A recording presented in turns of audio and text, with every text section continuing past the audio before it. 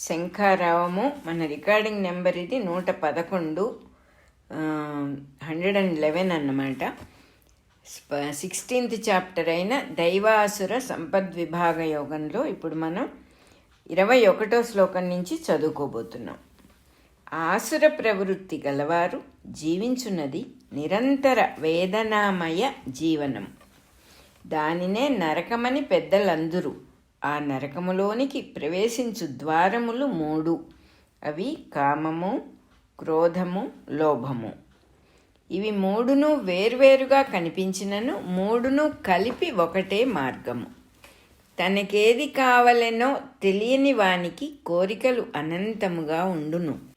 అవి తీరినన్ని తీరును, తీరనివి తీరవు. తీరిన కోరికల నుండి మరికొన్ని కోరికలు మొలకలెత్తుచుండును కనుక అవి అనంతములు. తామర గలవాడు గోకి కొనుచుండగా సుఖముగా ఉన్నట్లుగా ఉండును, కొంతసేపునకు మంట పుట్టును. అట్లే తీరిన కోరికలు కూడా దుఃఖమునందే పర్యవసించును. ధనము కోరిన వానికి అది తీరగానే చోరభయము వెన్నంటి ఉండును. ఒకే శక్తికి కామము ఒక ధ్రువము కాగా క్రోధము 2వ ధ్రువము. తీరని కోరిక క్రోధము పుట్టించును.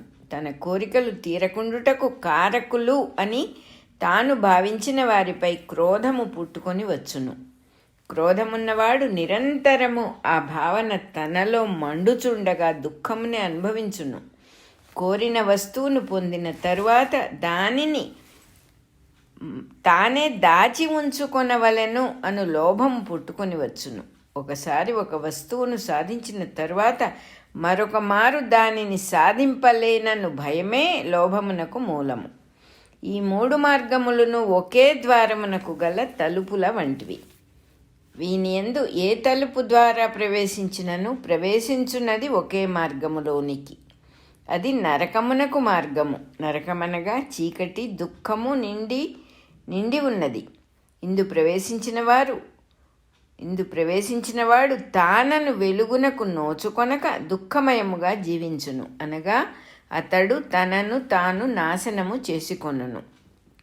బుద్ధిమంతుడైన వాడు ఈ 3 మార్గములలో ప్రవేశింపరాదు.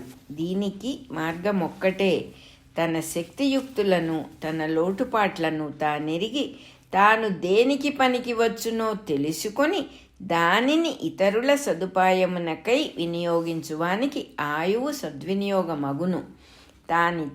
తాను ఇతరుల సదుపాయమును గమనించును గనుక ఇతరులు తన సదుపాయమును తాను కోరకయే తీర్చుచుందురు. ఇది స్వర్గము అనబడును. ఇట్టివానికి తనకు కావలసినది తెలియను గనుక విపరీతపు కోరికలు ఉండవు. అవసరములే గాని విపరీతపు కోరికలుండనప్పుడు అవి తీరలేదు అను క్రోధం ఉండదు. ఎవరికైనాను అవసరములు పరిమితముగానే ఉండును. తనను తానెరిగిన వానికి అవసరములు తీరుట జరిగిపోవచుండునని తెలియను గనుక దాచుకొనవలెను అను లోభబుద్ధి ఉండదు. 21వ శ్లోకం అయిపోయింది. అంధతామిశ్ర లోకములలోనికి కొనిపోవు ఈ 3 మార్గములను వదలిననే గాని మానవుడు సుఖపడుట అననేమో తెలియలేడు. ఈ సుఖము తామర గోకి కొనగా కలుగు సుఖము వంటిది కాదు.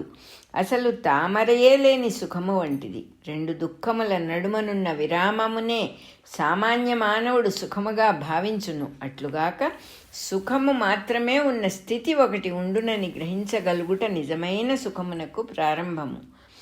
చీకటి వెలుగుల పర్యాయమగు కాంతిని, ఆల్టర్నేటింగ్ కరెంట్ మాత్రమే మానవుని కన్ను చూడగలదు. పర్యాయత్వము లేని గామా, బీటా మొదలైన కాంతి కిరణములను మానవుని కన్ను చూడలేదు.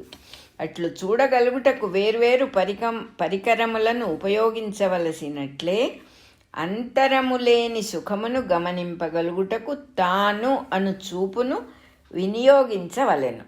తన కోరికలుగా, కోపతాపములుగా, మదమాత్సర్యములుగా చెదిరిపోయిన తన ప్రజ్ఞను కూడగట్టు ప్రయత్నము ప్రారంభమైన నాటి నుండి తనకేది నిజముగా శ్రేయమును కలిగించునో తెలియుట ప్రారంభమగును. తన ప్రజ్ఞను కూడగట్టుకొనుట అనగా తనలోనికి తాను చూచుకొనుట. తనలోనికి తాను చూచుకొనున్నప్పుడు తాను అనుకొన్నవి కాక తనలో నిజముగా ఉన్నవి తెలియుట మొదలుపెట్టును. ఈ సాధనలో మొదటి స్థాయిలో ఉన్నవాడు అనగా తనలోనున్న దానిని గమనించుట అభ్యాసము చేయుచున్నవాడు తనలోని శక్తియుక్తులను కూడగట్టుకొనును. ఈ కూడగట్టుకొను ప్రయత్నము చేయువాడు మనస్సుగానున్న తానుగాక బుద్ధిగానున్న తాను. అట్టివాడు లౌకికముగాను ఆధ్యాత్మికముగాను తనకేది శ్రేయమును కలిగించునో దానినే చేయుచుండును. ఈ మార్గమున సాధన చేయుచున్నవాడు స్వల్పకాలమునకే తన శ్రేయస్సును చూచుకొనుట తనకు శ్రేయము కాదనియు ఇతరుల శ్రేయమును గమనించుచు కృషి చేయుటయే తనకు శ్రేయమనియు గుర్తించును. లౌకిక జీవితమునను ఆధ్యాత్మిక జీవితమునను కూడా ఇదియే సత్యము. కొనుగోలుదారుల శ్రేయమును గుర్తించి నాణ్యమైన సరుకునే విక్రయించు వ్యాపారస్తునికి అప్రయత్నముగా చీకుచింతలు లేని లాభము తనంత తాను వచ్చి పడును. ఈ విధమైన లౌకిక జీవిత సాధనమే ఆధ్యాత్మిక సాధనగా పనికివచ్చును. లౌకిక జీవితముతో సంబంధము లేని ఆధ్యాత్మిక సాధన గాలిలో మేడలు కట్టుట వంటిది. సాధన క్రమముగా ఇతరులలోని దయ, ప్రేమ, సేవ మున్నగు భావములను ప్రేరేపించి వారిని కూడా పవిత్రులను ఒనర్చును. తన ప్రేమచే ఆకర్షించబడి ఆ వెలుగులో ఎందరు పవిత్రులగుదురో ఆ మేరకు సాధనకు పరమార్థము సిద్ధించును. ఇట్టివాడు క్రమముగా జగత్కర్మ రూపమగు బ్రహ్మప్రజ్ఞలో జీవించుచుండును. 22వ శ్లోకం అయిపోయింది. ఈ సృష్టి మొత్తము పరస్పరత్వముపై ఆధారపడి ఉన్నది. ఒక అంశముతో పరస్పర సహకారము లేక మరి ఒక అంశమునకు అస్తిత్వము లేదు. సర్వజీవుల ఎడలను ఈ సత్యమును మనము గమనింపవచ్చును. ఈ పరస్పరత్వమునే వేదము అందురు. దీనిని తెలియజేయునది శాస్త్రము. దీని యందు చూపు కలిగిన వారిని ద్రష్టలు లేక ఋషులు అందురు. వేల సంవత్సరముల తరబడి ఋషుల పరంపర ఈ పరస్పరత్వము అను మహత్తర సత్యమును దర్శనము చేసి క్రోడీకరించి ఇచ్చిన శాస్త్రము పరంపరాగతముగా మనకు అందింపబడుచున్నది. కార్యసిద్ధిని గాని ఆధ్యాత్మిక సిద్ధిని గాని కోరినవాడు శాస్త్రమును అంగీకరించి పాటించి తీరవలెను. పాటింపనిచో ఏమగును? విద్యుత్తునకు సంబంధించిన శాస్త్రము పాటింపక అవకతవకగా అనుసంధానము చేసుకొన్నచో ఏమగును? షార్ట్ సర్క్యూట్తో అంధకారము మిగులును. విద్యుత్తు అనబడు మహాశక్తి యొక్క వినియోగము లేకుండా పోవును. కనుక కార్యసిద్ధిని కోరినవాడు తప్పనిసరిగా శాస్త్రమును పాటించి తీరవలెను. ఎక్కడో ఎప్పుడో ఒక మేధావి ఇంతవరకు శాస్త్రమున లేని కొత్త విధానమును అవలంబించి ఉత్తమ కార్యసిద్ధిని పొందగలుగును.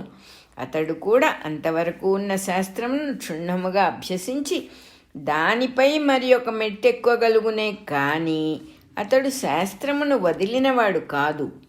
ఏదో ఒక కోరిక మనసులో ఉంచుకుని దానికై వేగిరపడినవాడు శాస్త్రమును గ్రహించుటకు ఓర్పును కోల్పోవును. గ్రహించినను ఫలితమునందు ఆతురతయే తప్ప కార్యసాధన విధానమునందు శ్రద్ధ లేనివాడగును. అట్టివానికి లౌకికముగా కార్యసిద్ధి కలుగుట సాధ్యము కాదు.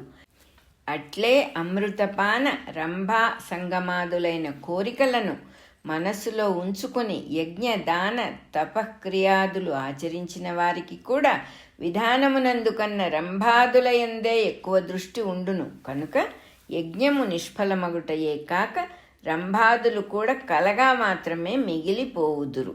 23వ శ్లోకం అయిపోయింది.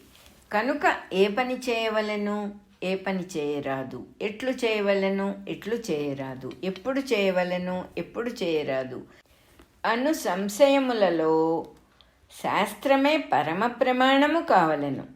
చేయవలసిన విధానమే కాదు, తాను చేయదగిన పని ఏదో తెలియవలెనన్నచో శాస్త్రమే ఆధారము కావలెను.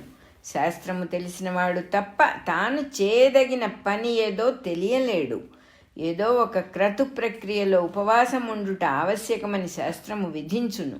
ఆ క్రతువునందు ఆవశ్యకమైన శారీరక ప్రాణమయ మనోమయ కోశముల పరిశుద్ధి కొరకై ఉపవాసము విధింపబడి ఉండును.